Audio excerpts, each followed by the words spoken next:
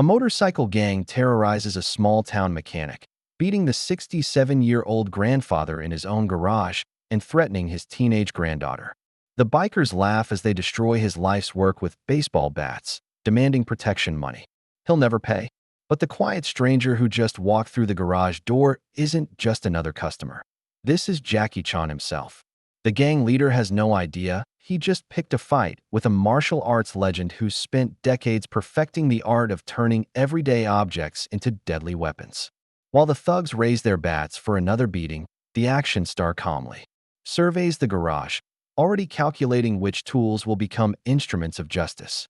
The old mechanic recognizes his savior and steps back, knowing these bullies are about to learn why some heroes never retire. The bikers keep threatening, thinking they're facing just another helpless old man, but they're actually seconds away from the most painful lesson of their lives. What happens when street thugs meet a living legend in his element? Will the gang survive discovering why Jackie Chan never needs a stunt double? What happened next would terrorize the bikers for the rest of their pathetic existence. Before we jump back and tell us where you're tuning in from. And if this story touches you, make sure you're subscribed, because tomorrow I've saved something extra special for you. Earl Winters turned the key in his garage door at exactly 7 in the morning, same as he had every weekday for the past 42 years. The familiar scent of motor oil and metal shavings greeted him as he flicked on the overhead lights, casting harsh shadows across his organized workspace. At 67, Earl moved with the deliberate precision of a man who understood that every tool had its place and every job had its proper sequence. The coffee pot gurgled to life as Earl performed his morning ritual, checking his tool inventory, reviewing the day's scheduled repairs, adjusting the radio to the classic country station that kept him company through long hours under car hoods. Mrs. Henderson's Toyota needed an oil change, the Peterson boys' Honda required brake work, and old Murphy had finally agreed to let Earl look at his ancient pickup truck's transmission. It was shaping up to be a peaceful Tuesday in Millbrook, Indiana. The tranquility shattered like glass when 12 Harley-Davidson motorcycles roared down Main Street, their thunderous engines echoing off the quiet storefronts like rolling thunder. Earl straightened from his workbench, wrench still in hand, and watched through the bay windows as the Iron Wolves Motorcycle Club pulled up in front of Murphy's hardware store across the street. The leader dismounted first, a mountain of a man, standing 6'4", with prison tattoos covering his massive arms. Tank Morrison commanded attention through sheer physical presence, his bald head gleaming in the morning sunlight as he gestured to 3 lieutenants. Earl recognized the type from his army days, predators who fed on fear and weakness. The hardware store's front door chimed as Tank and his crew disappeared inside. Within minutes, muffled shouting erupted from within, followed by the unmistakable sound of breaking glass. Earl's grip tightened on his wrench as old Murphy emerged with blood trickling from his nose, fumbling with an envelope of cash that he pressed into Tank's waiting hand. The bikers remounted their machines, engines roaring back to life. Tank's cold gray eyes swept across the street, locking onto Earl's garage. A predatory smile spread across the gang leader's scarred face as he pointed 2 fingers at his own eyes, then directly at Earl. The message was crystal clear. The Iron Wolves disappeared around the corner in a cloud of exhaust and intimidation. Earl's hands trembled slightly as he gripped his wrench. 42 years of peaceful mornings had just come to an end, and he knew with sickening certainty that his quiet retirement was about to become anything but peaceful. 2 hours later, the front door chimed with deceptive innocence as Tank Morrison and his Lieutenant Razor Kelly entered Earl's auto repair. Earl continued working under the hood of a 1987 Buick, his weathered hands steady despite the adrenaline coursing through his veins. He'd learned in Vietnam that showing fear only fed bullies like these. Tank cleared his throat loudly, the sound echoing off the concrete walls. Earl emerged slowly, wiping his hands with an oil-stained rag, and studied the 2 men with the calm assessment of a veteran who'd faced worse than small-town thugs. "Help you, gentlemen." Earl's voice carried the steady tone of a man who'd never backed down from a fight. Even when the odds weren't in his favor, Tank's smile revealed gold teeth that caught the fluorescent light. "Earl Winters, right? We're here about a business opportunity. See, we provide protection services for local establishments, $500 a month keeps bad things from happening to good businesses like yours. Earl listened patiently, his blue eyes never leaving Tank's face. When the gang leader finished his pitch, Earl nodded thoughtfully. I've been protecting myself for 67 years just fine, thanks. Razor stepped forward, his scarred face twisting into a sneer. You hear about what happened to that shop owner over in Riverside? Real unfortunate accident. His place burned down after he decided he didn't need our services.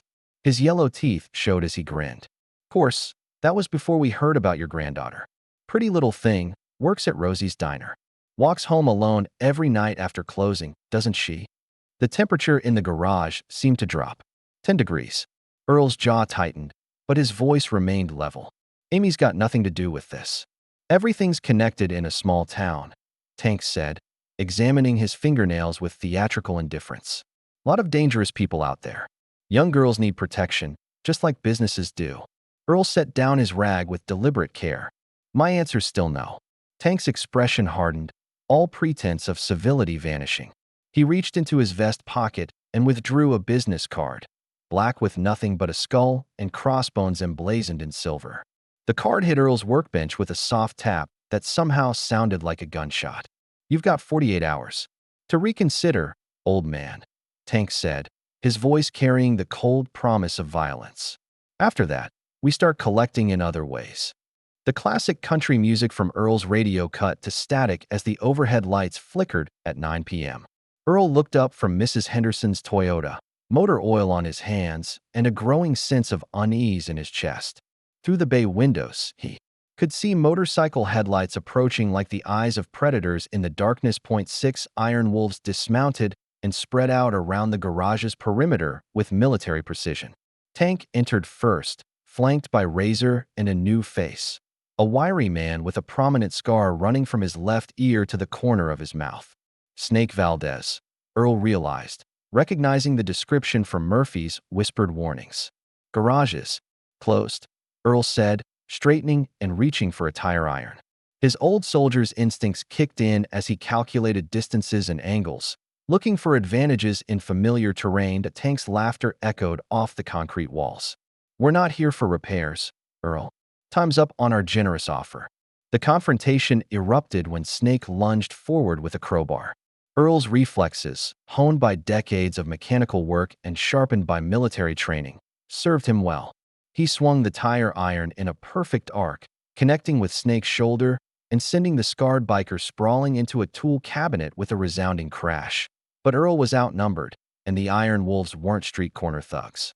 They moved with the coordinated brutality of men who'd learned violence in prison yards and back alleys.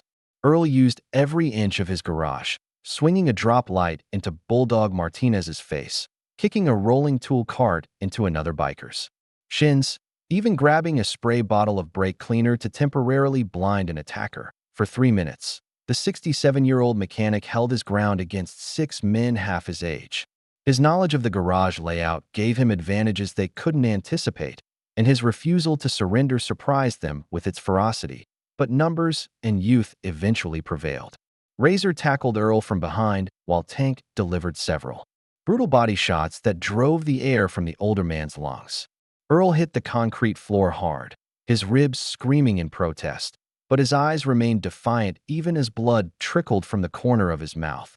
Tank knelt beside the fallen mechanic, his voice carrying the casual cruelty of a man who enjoyed other people's pain.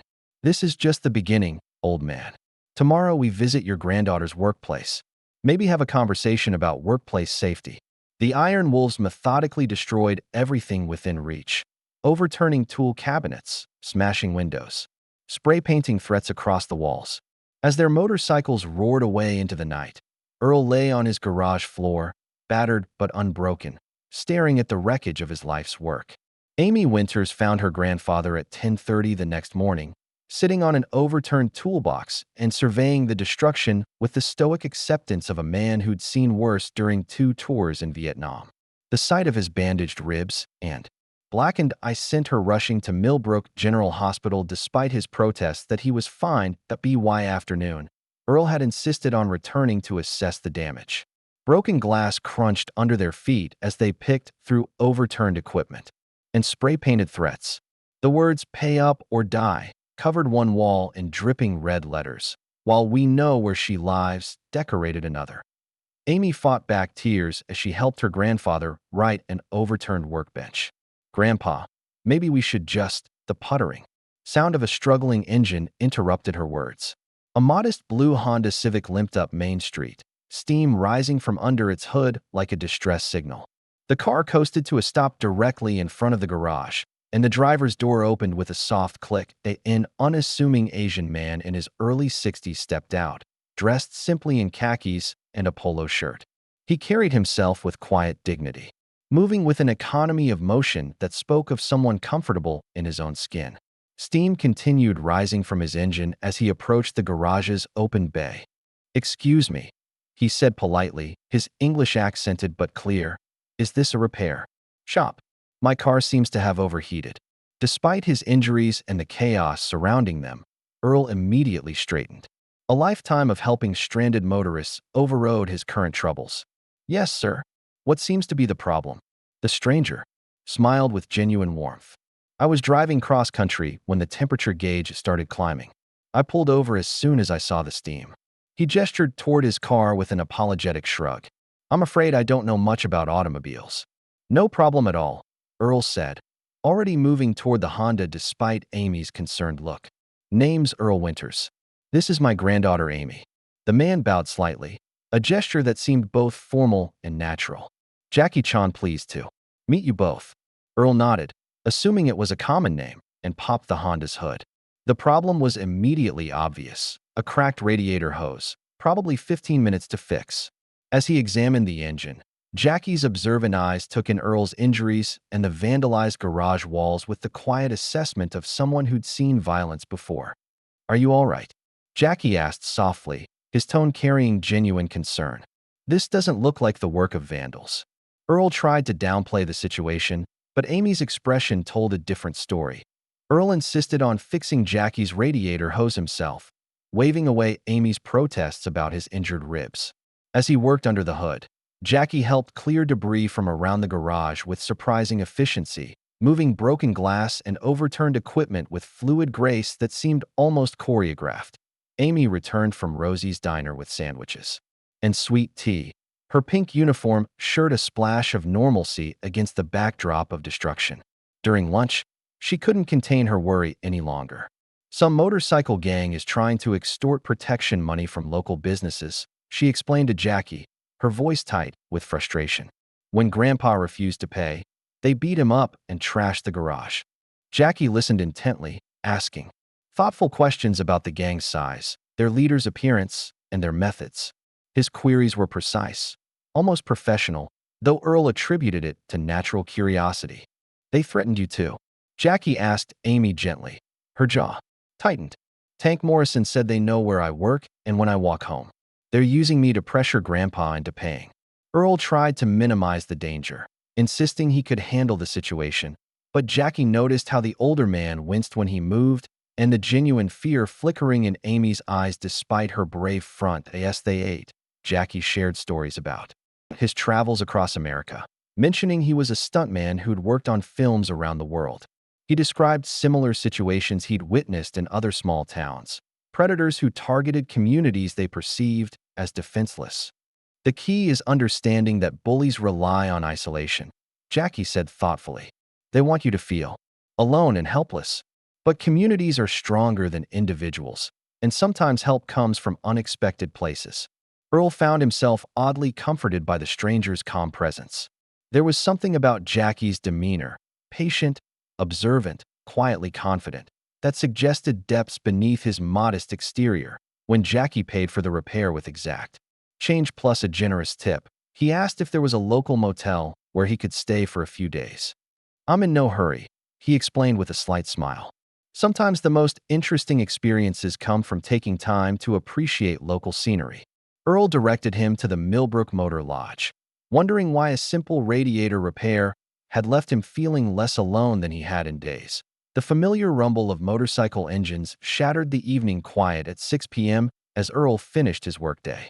This time, Tank brought 8 Iron Wolves members, including faces Earl hadn't seen before, reinforcements from other chapters, their leather vests bearing patches from Chicago and St. Louis. They cornered Earl outside Murphy's Hardware in the town square, where the weekly farmers market was winding down.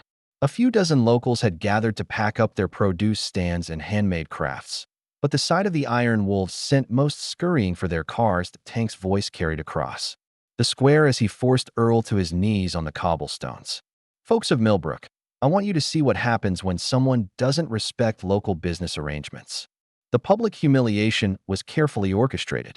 Tank circled Earl like a predator, lecturing the scattered crowd about the importance of cooperation and community responsibility. Several townspeople watched from store windows, too frightened to intervene but unable to look away.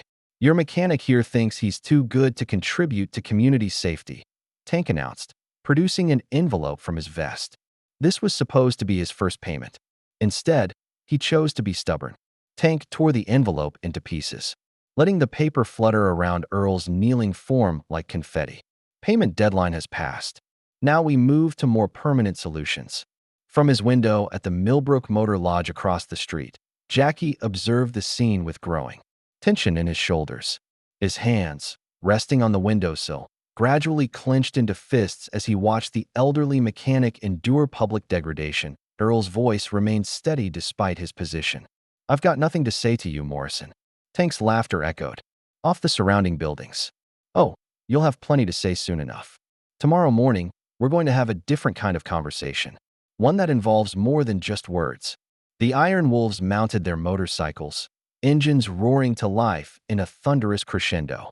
As they disappeared down Main Street, concerned townspeople emerged to help Earl to his feet, their faces etched with worry and helplessness. Across the street, Jackie quietly closed the motel room curtain and began unpacking his travel bag with purposeful movements. Inside, beneath neatly folded clothes, lay items that suggested this unassuming tourist was prepared for more than sightseeing. Earl arrived at his garage the next morning to find the front door standing ajar, hanging from one hinge like a broken tooth. His heart sank as he stepped inside to discover the night's fresh vandalism. His computer system destroyed, customer files scattered and torn, hydraulic equipment sabotaged with obvious expertise. The Iron Wolves had used his own tools against him, smashing diagnostic equipment with his hammers, cutting hydraulic lines with his wire cutters. It was personal now, a violation that went beyond simple extortion into deliberate cruelty. A.S. Earl knelt to gather scattered invoices. Tank and 5 Iron Wolves emerged from the shadows, where they'd been waiting like spiders in a web. The ambush was perfectly timed, early enough that no customers would interrupt, late enough that Earl would discover their handiwork first. Morning, Earl, Tank said pleasantly, as if greeting an old friend. Like what we've done with the place. Razor and Snake flanked the rear exit, while Bulldog blocked the front door. Each man carried a baseball bat, their aluminum surfaces gleaming under the fluorescent lights. Tank explained with mock sadness that since Earl had missed his payment and ignored their deadline, they were moving to the liquidation phase of their business relationship. We're going to break your hands so you can never turn a wrench again, Tank said conversationally. Then we're going to visit that pretty granddaughter of yours and explain how her stubborn grandfather cost her a safe place to work. Earl backed against his workbench, grabbing a socket wrench as his only weapon. His military training kicked in, calculating odds and angles, but 6-to-1 with baseball bats wasn't mathematics any soldier could solve. Tank raised his bat above his head, savoring the moment before the first blow, when a calm, polite voice cut through the tension. Excuse me, gentlemen. I'm looking for someone to fix my car again. All heads turned toward the garage entrance where Jackie stood silhouetted against the morning sunlight, holding his car keys with casual innocence. His posture appeared completely relaxed, hands visible and empty, like a tourist who'd stumbled into the wrong place at the wrong time. Tank lowered his bat slightly, his scarred face breaking into an amused grin. Well, looks like the old Chinese guy wants to watch the show. Jackie stepped fully into the garage, apologizing for the interruption as he explained that his radiator hose had developed another small leak. His demeanor remained completely relaxed, speaking in the same polite, accented English that had charmed Earl and Amy during lunch yesterday. I'm sorry to bother you during business hours, Jackie said to Tank, mistaking him for an employee. Perhaps I could wait outside until you finish helping this gentleman? Tank's amusement grew as he gestured with his baseball bat toward Earl's position against the workbench. Business hours are over for this old fool. You can wait your turn after we finish our conversation about overdue payments. Jackie nodded politely and started to back away, then paused as his eyes took in Earl's beaten face clearly for the first time. The sight of fresh bruises on the kind mechanic who'd helped him yesterday caused something subtle but profound to shift in Jackie's expression. "You're the ones who hurt Mr. Winters?" Jackie asked quietly, his tone still conversational but carrying new undertones. Tank sneered, raising his bat toward Jackie in a casual threat. "That's right, old man. And if you don't get lost right now, you'll be joining him on the floor." Jackie's response was to ask, with genuine curiosity, "Have you gentlemen ever seen a martial arts movie?" Before Tank could answer, Razor swung his aluminum bat at Jackie's head with full force. What happened next defied the laws of physics as Jackie simply wasn't there anymore. Ducking and weaving with liquid grace that made Razor's swing smash into a tool cabinet instead, the garage erupted into controlled chaos as Jackie transformed Earl's workspace into an elaborate martial arts set piece. A rolling creeper became a precision projectile that swept two bikers off their feet. The hydraulic lift pinned Snake against the ceiling when Jackie activated it with perfect timing. Bulldog found himself tangled in air hoses that seemed to move with their own intelligence. Tank and his remaining men tried to retreat toward the exit, but Jackie had already positioned himself between them and escape, moving with the fluid efficiency of someone who'd spent decades perfecting the art of controlled violence. In less than 3 minutes, 5 Iron Wolves members lay groaning among the automotive equipment that had become their downfall. Jackie helped Earl to his feet with gentle concern, then turned toward the defeated bikers with a slight smile. "By the way," he said conversationally, "my name really is Jackie Chan, and I've been looking for you gentlemen for a very long time." As Tank and his remaining men fled on their motorcycles, Jackie helped Earl secure the garage and tend to the injured biker's wounds before calling an ambulance. Earl stared at his unlikely savior in stunned silence, trying to process that an international movie star had just saved his life using moves straight from his films. Once they were alone, Jackie's expression grew serious as he reached into his wallet and withdrew a photograph of a young Asian American man with kind eyes and an animated smile. The resemblance to Jackie was unmistakable. "This is Danny Chun, my sister's son," Jackie said quietly. "He worked as a stuntman in Hollywood, following in the family tradition. 3 months ago, he was scouting locations in Riverside, California, when he accidentally witnessed something he shouldn't have." Jackie's voice remained steady, but Earl caught the underlying pain. Danny saw the Iron Wolves loading drugs into their motorcycles during what was supposed to be a routine film location shoot. He tried to do the right thing, reported it to the police, provided detailed descriptions, even offered to testify. The older man's hands tightened slightly on the photograph. The gang discovered his identity through their contacts in law enforcement. "They made his death look like a motorcycle accident, but I know better. Danny was the most careful rider I ever trained." Earl felt the weight of realization settling on his shoulders. So this isn't just about small-town extortion. The Iron Wolves are expanding their drug distribution network across the Midwest, Jackie explained. Millbrook isn't random. They're establishing new territory for their operation. Your garage, Murphy's hardware store, the diner where Amy works, they're all strategic locations for moving product and laundering money. Jackie carefully returned Danny's photograph to his wallet.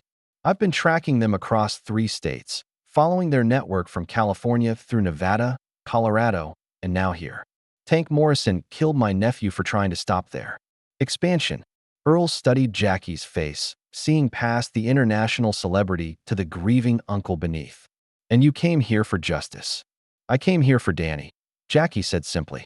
"But after seeing what they've done to you and your community, this has become about much more than personal vengeance." The sound of sirens grew louder as emergency responders approached the garage, but both men knew the real battle was just beginning at BY noon.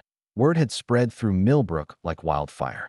Jackie Chan, the actual Jackie Chan, had fought off the Iron Wolves in Earl's garage using nothing but automotive tools and martial arts mastery.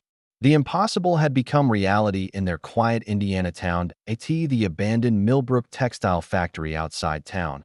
Tank paced among the drug processing equipment while nursing a split lip from his encounter with Jackie's elbow.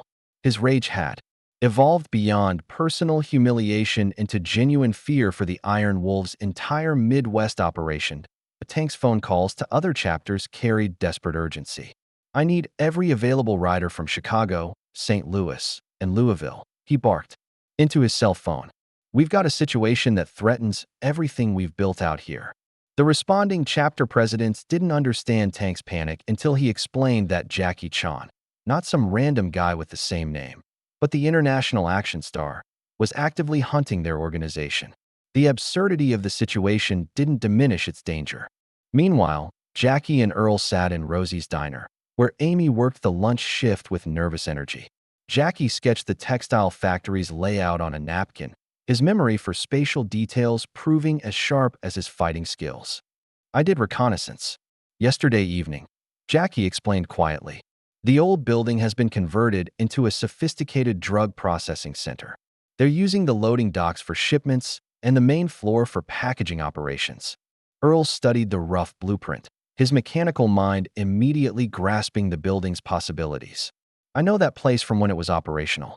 There's a tunnel system underneath that connects to the town's old storm drain network.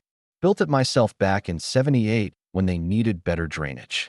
Amy set down coffee refills and leaned in despite their attempts to shield her from the conversation. "I'm already involved whether you like it or not," she said firmly. "These people threaten me to get to Grandpa. I want to help." Jackie considered her determined expression, recognizing the same stubborn courage he'd seen in Danny. "What we're planning is extremely dangerous. These aren't street thugs. They're organized criminals with nothing to lose." Earl placed a protective hand on Amy's shoulder. "She's got school and a future to think about. And I won't have either if we don't stop them," Amy replied. "They'll keep escalating until someone gets killed. Besides, you'll need someone who knows the town's layout and can move around without attracting attention." Jackie nodded slowly, understanding that the three of them had already become more than allies. They were family united by shared danger and common purpose. That afternoon, Earl's garage became an unlikely training facility as Jackie began teaching basic defensive techniques using automotive tools as improvised weapons. The lessons started with fundamental principles that Earl's mechanical background helped him grasp quickly. "Every tool has multiple purposes," Jackie explained, demonstrating how a socket wrench could block attacks while delivering precise strikes. "The key is understanding leverage, timing, and the physics of motion, concepts you already know from engine repair." Earl proved a surprisingly apt student.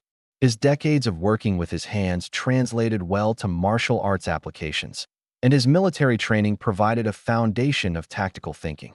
Jackie showed him how a rolling cart could provide both mobility and protection, how hydraulic equipment could multiply force, and how even spray bottles could become defensive weapons.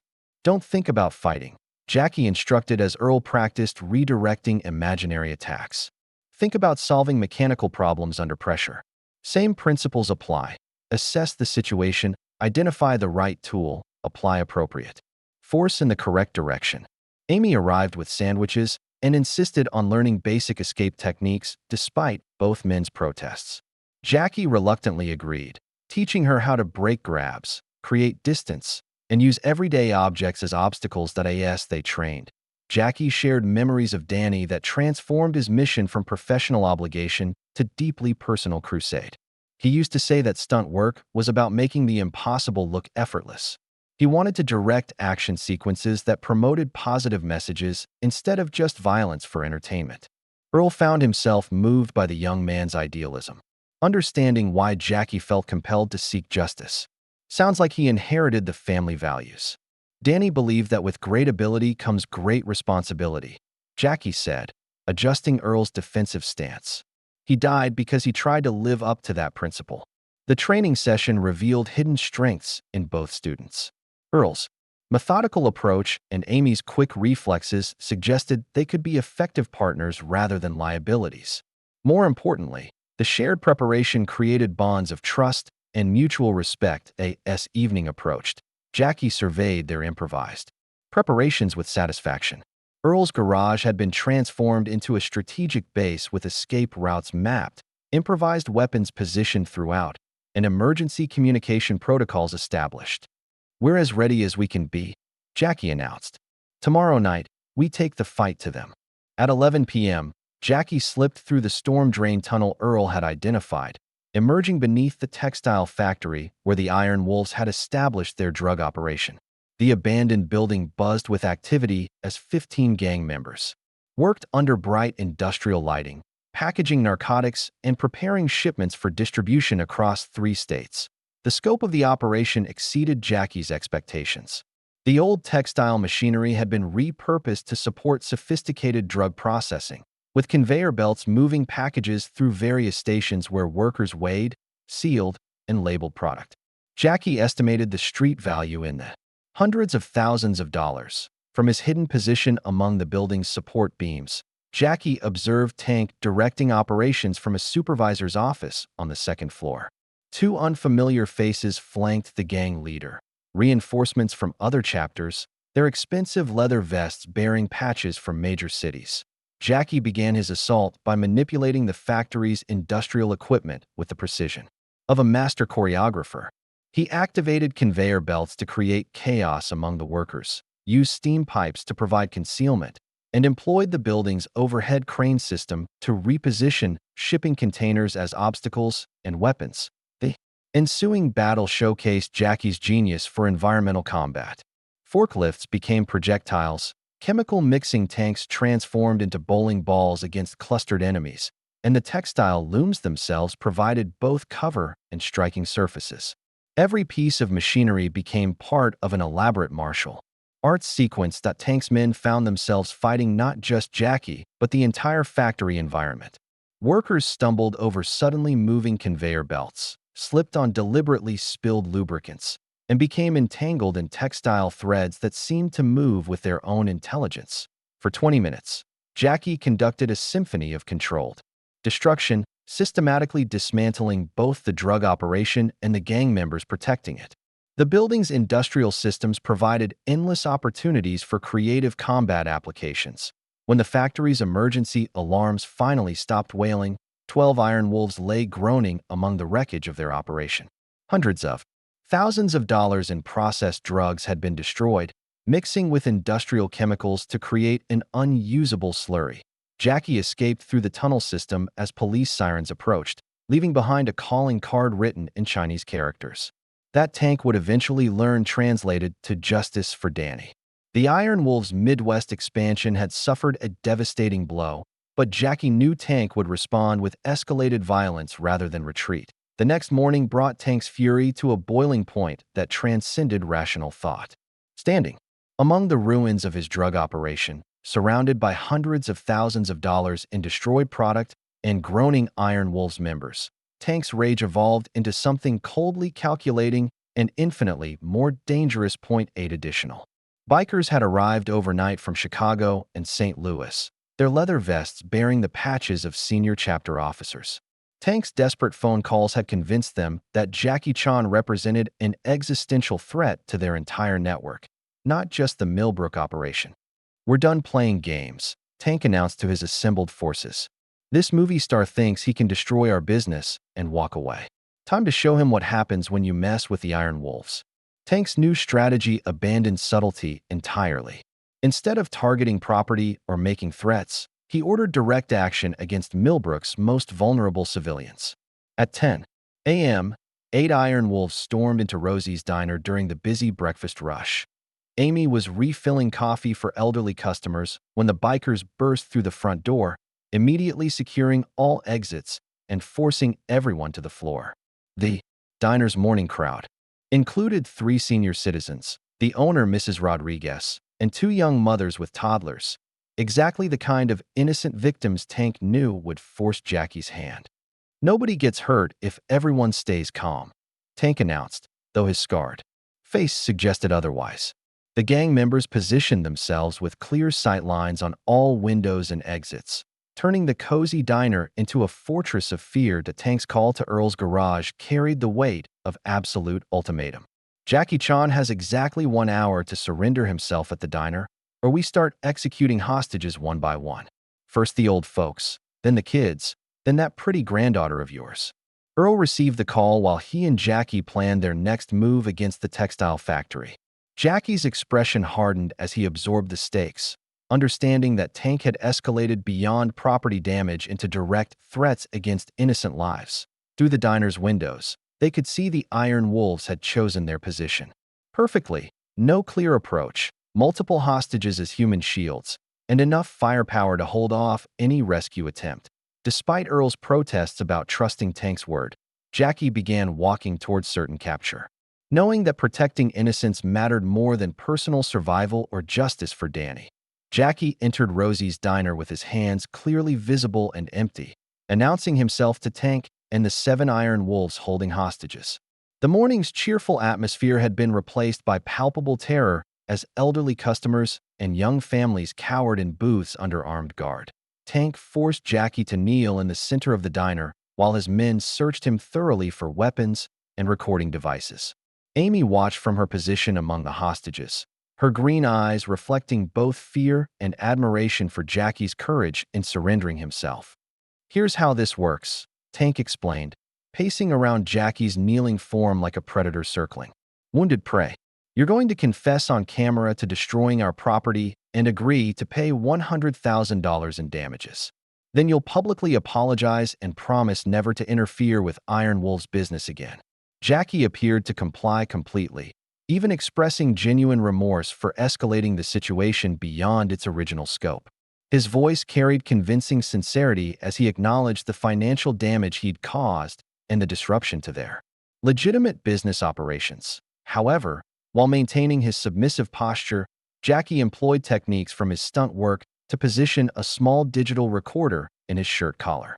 The device, barely larger than a button, captured Tank's detailed confessions about their drug operation with crystal clarity, but Tank's ego proved his downfall as he boasted about the Iron Wolves' interstate network, Danny's murder, and their plans for Midwest expansion.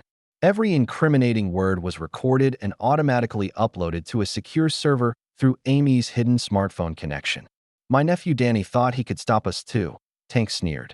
"Kid never understood that some accidents aren't really accidents. Just like some surrenders aren't really surrenders." Jackie's calm expression never wavered as Tank continued cataloging crimes and revealing operational details. The gang leader was so focused on psychological intimidation that he failed to notice Jackie's subtle hand movements activating the recording system. When Tank finally finished his monologue, Jackie looked up with a slight smile. "That's very interesting, Mr. Morrison. I hope you don't mind that everything you just said has been recorded and automatically uploaded to FBI servers. If I don't check in within 6 hours, Agent Rodriguez in Los Angeles will receive complete documentation of your confession." Tank's triumphant expression crumbled as he realized he'd been expertly manipulated by a man who'd spent decades mastering the art of deception on film sets. Tank's rage exploded with volcanic fury when he realized Jackie had outmaneuvered him again.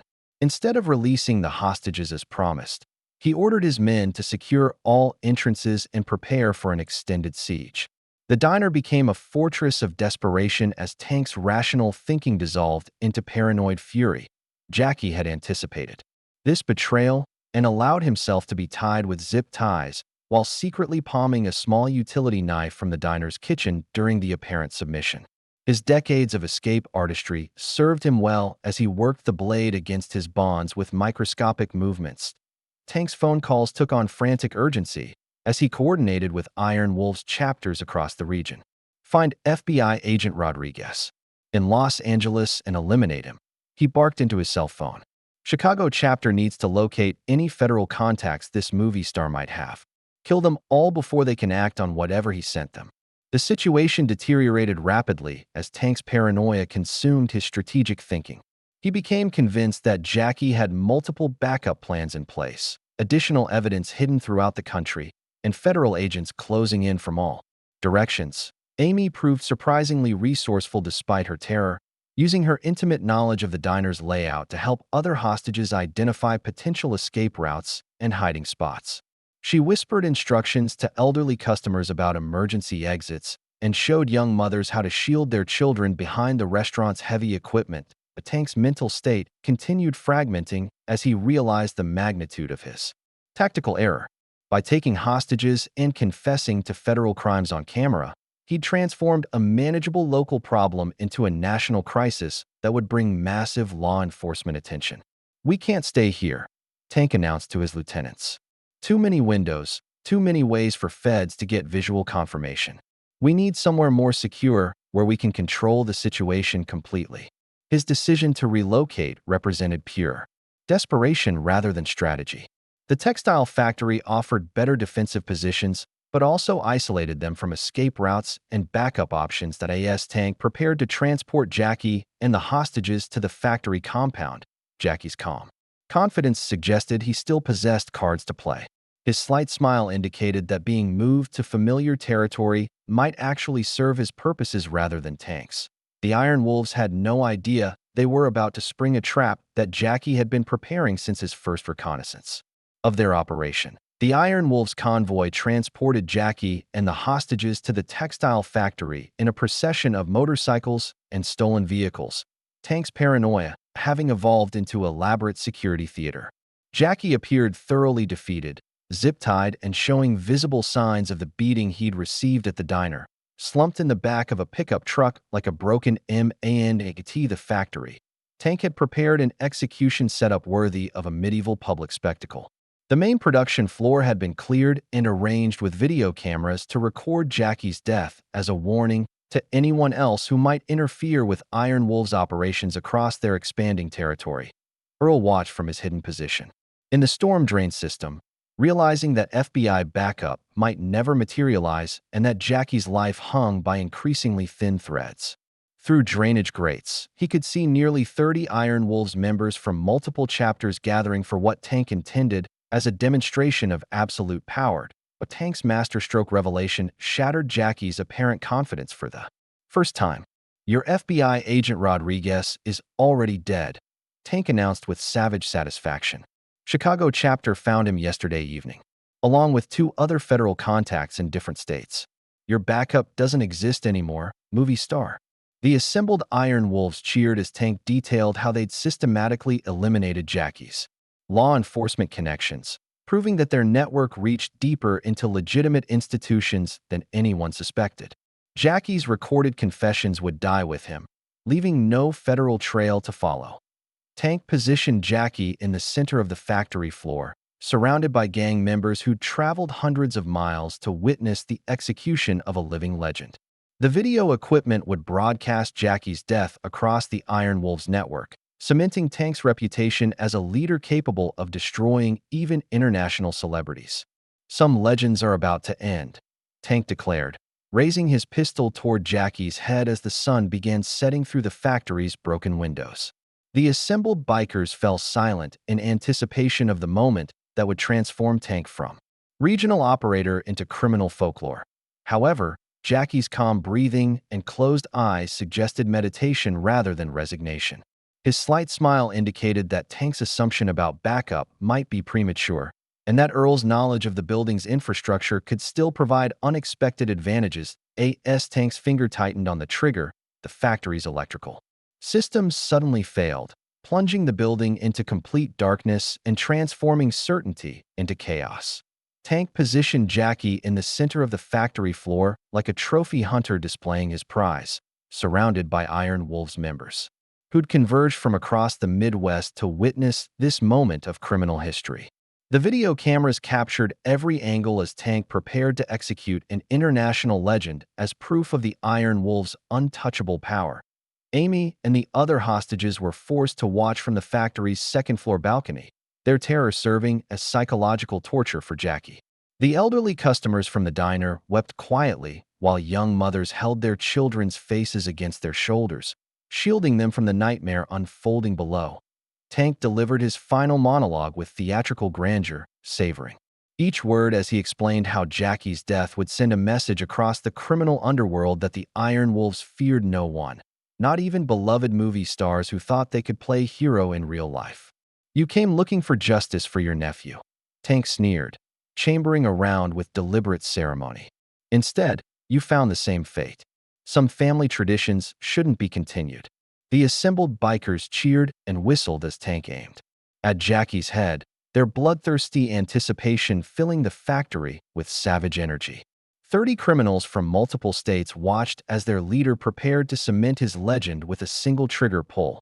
Jackie appeared to pray or meditate, his eyes closed and breathing steady, which Tank interpreted as final acceptance of inevitable death. The action star's calm resignation only increased Tank's satisfaction as he positioned himself for the perfect camera angle. "Any last words, movie star?"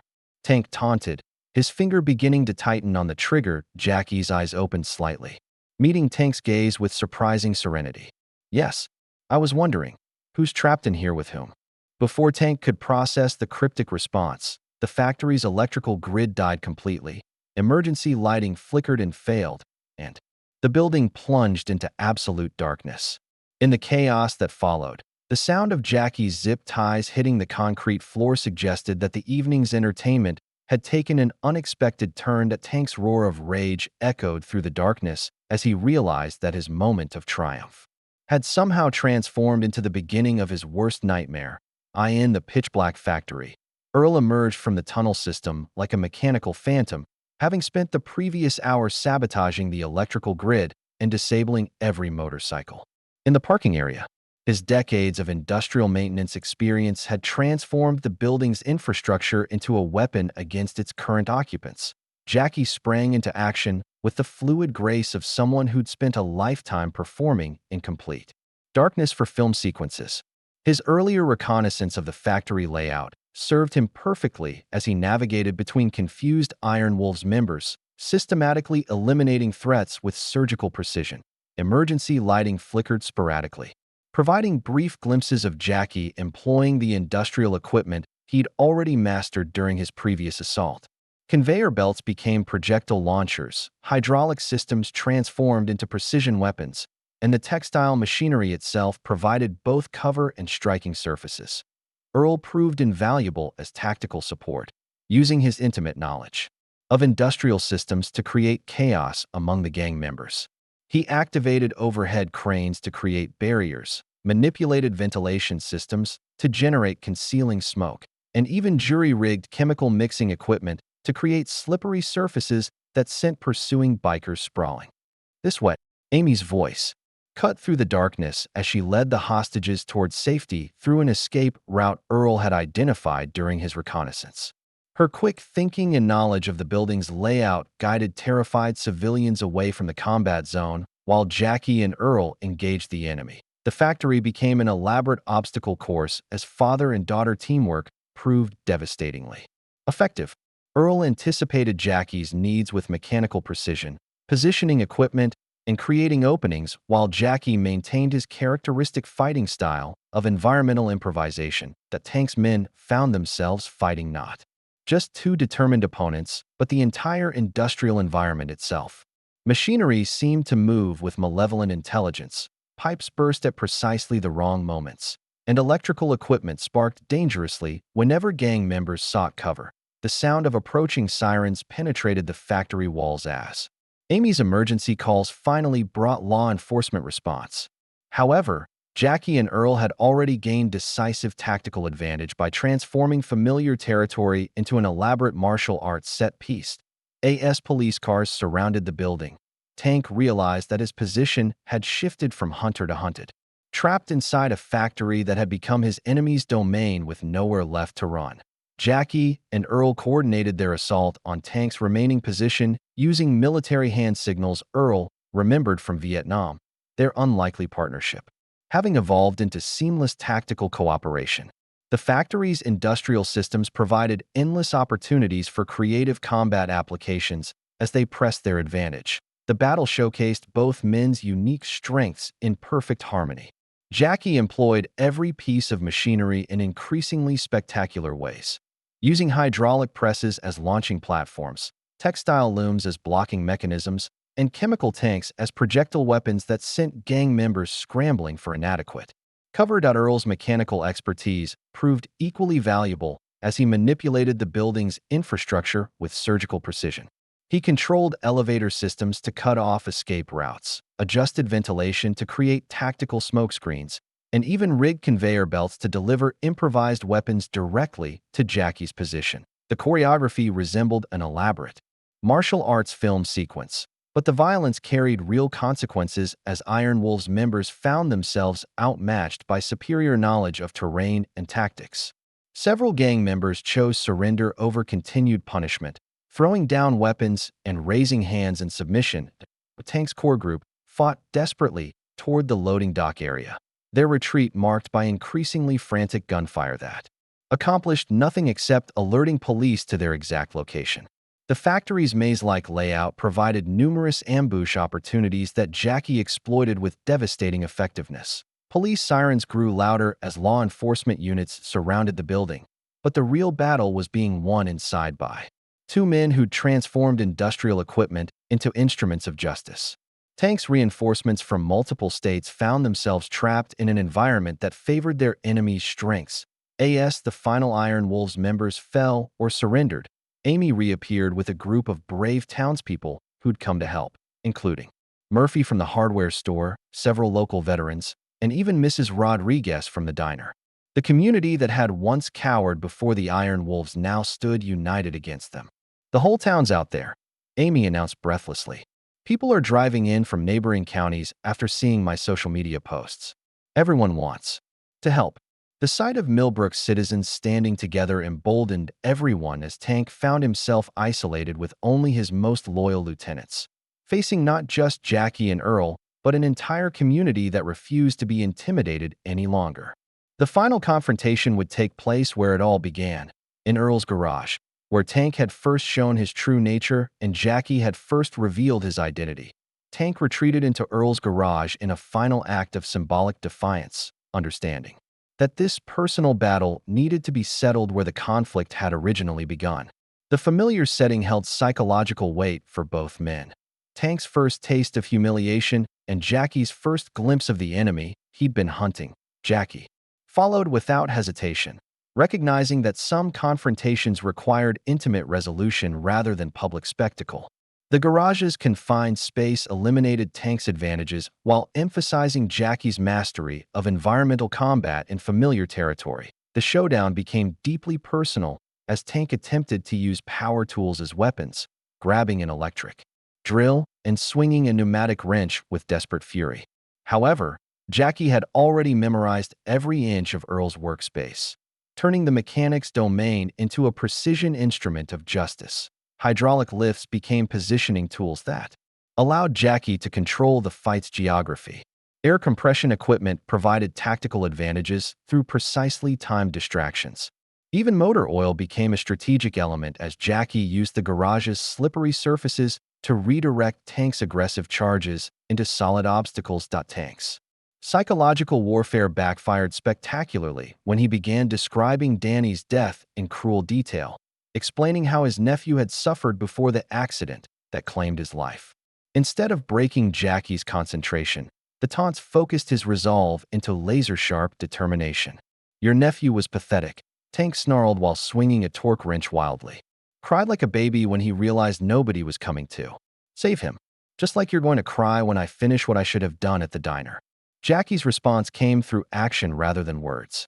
Every technique he'd perfected over decades of stunt work found expression in the garage's confined space, as he systematically dismantled Tank's attacks while positioning the gang leader for a climactic finale. The confrontation reached its crescendo when Jackie employed Tank's own motorcycle against him, using precise timing and mechanical knowledge to rig the bike's positioning system. Tank found himself pinned against the garage's hydraulic lift, trapped but unharmed, ready for arrest rather than execution. As police sirens reached crescendo outside, Jackie stood over his defeated enemy, breathing heavily but victorious. Justice for Danny had been achieved without descending to Tank's level of brutality, proving that skill and determination could triumph over raw violence and criminal intimidation. Tank's reign of terror had ended where it began, in a small town garage where ordinary people had chosen to make an extraordinary stand. Police and FBI agents flooded Earl's garage as Tank lay defeated beneath his own motorcycle, pinned against the hydraulic lift in a position that perfectly symbolized his downfall. Jackie had engineered the gang leader's capture with the same precision he brought to film stunts. Spectacular, effective, and ultimately non-lethal. FBI agent Sarah Martinez led the federal response team that had been mobilized by Amy's viral social media posts rather than Jackie's original law enforcement contacts. Tank's boast about eliminating Agent Rodriguez proved partially true, but the Iron Wolves had underestimated the power of modern technology and public attention. Mr. Chan's recorded evidence broke open a multi-state investigation we've been building. For months, Agent Martinez explained as paramedics treated Jackie's injuries. Tank's confession on camera provided the final pieces we needed to dismantle their entire network. The irony wasn't lost on anyone present. Tank's attempt to silence federal agents had actually helped authorities track down the organization's complete structure. Simultaneous raids across the Midwest were capturing Iron Wolves members in Chicago, St. Louis, Louisville, and 3 smaller cities. Earl received medical attention for injuries sustained during the factory battle, while Amy provided detailed witness testimony about the gang's activities in Millbrook. Her smartphone documentation had created an unbreakable chain of evidence linking the local extortion to the broader criminal enterprise. Tank faced an overwhelming array of federal charges: murder in the first degree for Danny's death, drug trafficking across state lines, racketeering, kidnapping, and assault on federal witnesses. The evidence was so comprehensive that plea bargaining seemed impossible. Life sentence minimum. Agent Martinez confirmed quietly to Jackie. Probably multiple life sentences given the scope of his operations and the murder charges. He'll never see freedom again. Jackie ensured that Tank specifically faced justice for Danny's murder by presenting the recorded confessions and physical evidence he'd gathered during his cross-country investigation. The gang leader's own words would convict him more effectively than any prosecutor's arguments. The last criminals were loaded into federal transport vehicles. Jackie quietly thanked Earl for his partnership and began gathering his modest belongings. His mission was complete. Danny's killer would face justice, and Millbrook was safe from the Iron Wolves' predation. The action star prepared to leave town as quietly as he'd arrived, but the community had other plans for their unlikely hero. Next morning, Millbrook awakened to discover itself famous across the nation. Amy's live-streamed videos of Jackie Chan fighting bikers in their small Indiana town had garnered millions of views overnight, transforming their quiet community into an unlikely symbol of American resilience and heroism. News crews arrived from Indianapolis, Chicago, and even national networks, eager to interview residents about their extraordinary experience with both criminal terrorism and Hollywood heroism. The story captured public imagination. Legendary action star saves small town from motorcycle gang using nothing but martial arts and automotive tools. Earl's garage became an unofficial tourist attraction as reporters and curiosity seekers gathered to see where the climactic battle had occurred. Earl seemed more bemused than pleased by the attention, continuing his work while cameras rolled and journalists peppered him with questions about partnering with an international celebrity. "He's just a good man who did the right thing," Earl told reporters with characteristic understatement. "Same as anyone should do when neighbors need help." Jackie attempted to leave quietly, hoping to avoid the media circus that inevitably surrounded his public appearances. However, the entire town had gathered on Main Street to thank him properly, making discreet departure impossible.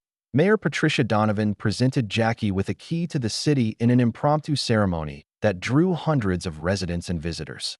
Local businesses that had been victimized by the Iron Wolves expressed their gratitude through a community fund that would support victims of the gang's crimes. "You gave us something more valuable than safety," Mayor Donovan announced during the presentation. "You showed us that ordinary people can become heroes when they stand together against injustice." Several residents asked Jackie to teach them self-defense techniques, understanding that community protection required more than relying on outside heroes. Jackie agreed to conduct a martial arts workshop, recognizing that empowerment was more valuable than rescue, the celebration revealed. Millbrook's transformation from a community paralyzed by fear into citizens confident in their ability to protect themselves and each other. The Iron Wolves had inadvertently created the opposite of their intended effect. Instead of terrorizing the town into submission, they'd forged it into something stronger. Jackie's final act in Millbrook would be teaching rather than fighting, passing on knowledge that would outlast his physical presence and ensure the community could defend itself against future threats without depending on miraculous interventions. Jackie's departure day began with a final lesson at Millbrook High School's gymnasium, where 30 residents ranging from teenagers to senior citizens gathered for an impromptu martial arts workshop. The session emphasized practical self-defense rather than cinematic combat, focusing on awareness, de-escalation, and intelligent response to threatening situations. The goal isn't to become fighters, Jackie explained while demonstrating basic defensive positions. The goal is to avoid fights when possible, escape when necessary, and protect yourselves and others when escape isn't an option. Earl served as assistant instructor rather than student, having gained confidence and skills that extended far beyond their shared adventure. His presence beside Jackie demonstrated that ordinary people could develop extraordinary capabilities when properly motivated and trained. Amy documented the workshop for social media, helping spread Jackie's positive message about community protection and personal responsibility to audiences far beyond Millbrook. Her videos emphasized empowerment over violence, showing how martial arts principles could build confidence in everyday situations. The lesson covered practical techniques using common objects, how a rolled magazine could deflect attacks, how car keys could create effective striking tools, how proper positioning could turn an attacker's aggression against them. Jackie's teaching style made complex concepts accessible to people with no martial arts background. Between demonstrations, Jackie shared the philosophy that had guided his career. Entertainment should inspire people to become better versions of themselves rather than simply providing escapist fantasy. Real heroism came from community service, protecting those who couldn't protect themselves, and using whatever abilities you possessed responsibly. After the workshop, Jackie made a private visit to Earl's garage, now fully repaired and upgraded with some of the reward money from the federal case. They shared a quiet moment reflecting on their unlikely partnership and how it had transformed both their lives. "You taught me something important," Jackie told Earl while examining the restored workspace. "Fighting isn't about defeating enemies. It's about protecting what matters most. Your granddaughter, your community, your principles. That's worth any risk." Earl nodded, understanding that Jackie had found something in Millbrook beyond justice for Danny. He'd rediscovered his sense of purpose and connection to the values that made him more than just an entertainer. As Jackie prepared for his final departure, both men knew their partnership had created something lasting that would outlive their brief time together. Jackie's rental car was perfectly maintained as he loaded his modest luggage for the journey ahead, Earl having insisted on a complete mechanical inspection as his farewell gift. The Honda Civic that had brought them together through a simple radiator hose repair now symbolized how small acts of kindness could evolve into extraordinary partnerships. The drive out of Millbrook took Jackie past a new sign at the city limits. Home of Heroes, where ordinary people do extraordinary things. Mayor Donovan had commissioned the sign as a permanent reminder that heroism came from character rather than celebrity, from community action rather than individual prowess. In his rearview mirror, Jackie watched Earl reopening his garage with Amy's assistance, the grandfather and granddaughter working together to serve their first customer since the Iron Wolves crisis. Children from the workshop practiced defensive moves in the parking lot, their laughter replacing the sound of motorcycle engines that had terrorized the town. The sight brought a genuine smile to Jackie's face as he realized the real victory wasn't Tank's arrest or justice for Danny. It was a community empowered to protect itself. Millbrook would never again be vulnerable to predators who mistook kindness for weakness or age for helplessness. Jackie's phone buzzed with a text from his agent about a new movie role, but his thoughts were already turning toward the next small town that might need help from an aging stuntman who still believed in doing the right thing. The success in Millbrook had renewed his sense of purpose beyond entertainment. The road stretched ahead toward new adventures and different communities that might benefit from his unique combination of skills and values. Jackie had learned that retirement didn't mean the end of useful service. It meant choosing your battles more carefully and fighting for causes that truly mattered. The Indiana countryside rolled past his windows. Jackie reflected on Danny's dream of using action sequences to promote positive messages. In Millbrook, that dream had become reality through the most important stunt of all, inspiring ordinary people to become heroes in their own lives. The rental car carried Jackie toward his next destination, but part of him would always remain. In the small garage where an elderly mechanic had proven that true strength came from refusing to surrender your principles, no matter how overwhelming the odds appeared, justice for Danny was complete. But Jackie's mission to protect communities from predators would continue as long as he had the ability to make a difference. If you like the story, please watch another story on our channel and subscribe to the channel.